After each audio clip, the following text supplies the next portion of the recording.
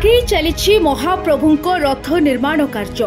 गतकाली तीन रथर प्रथम भूई फ्रेम निर्माण शेष होगा सह तीन रथर उभय पार्श्वे गोटे गोटे छंदा गयल मोड़ा जाई कंटा बसिबा पाई दौड़ी रे बांधेणी पड़िथिला। तीन रथर मोट 32 गोटी गयल मध्यरु 16 गोटी पोलो गयल तीन रथरे मोड़ा शेष होईछि। बाकी 16 गोटी छंदा गयल मध्यरु तीन रथर उभय पार्श्वे गोटे गोटे छंदा गयल मोड़ा जाई कंटा बसिबा पाई दौड़ी रे बांधेणी पड़िथिला। बाकी 10 गोटी छंदा गयलरू तालध्वज रथर 4 गोटी, नंदीघोष रथर 4 गोटी एवं दर्पदलन रथर 2 गोटी छंदा गयल रथर उभय पार्श्वे मोड़ा शेष होई बांधेणी पड़िछि।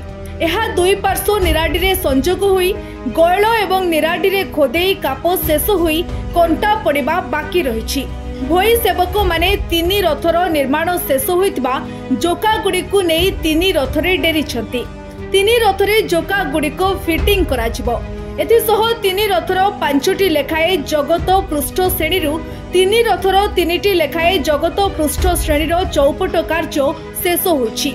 एही जगत पृष्ठ श्रेणी तीन रथ श्री विग्रह मानक सिंहासन बेदी निर्माण पाई लागि थाए। रूपकार सेवक माने तीन रथ द्वार बेढ़ारे लागिबा पाई नाटो गोड़े राहु रूप खोदेई जारी रखिछंती। दोलबेदी अस्थायी कमारशाल ओझा सेवक माने पोटल पाई गोड़ी छाल कंटा एवं अगभूई पाई बिड़िया कंटा निर्माण जारी रखिछंती।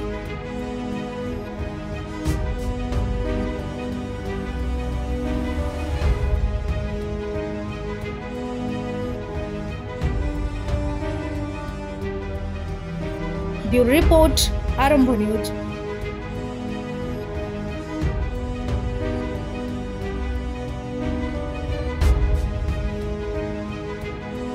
अधिक खबर पाई आम फेसबुक पेज को लाइक, फॉलो एवं यूट्यूब चैनल को सब्सक्राइब करंतु।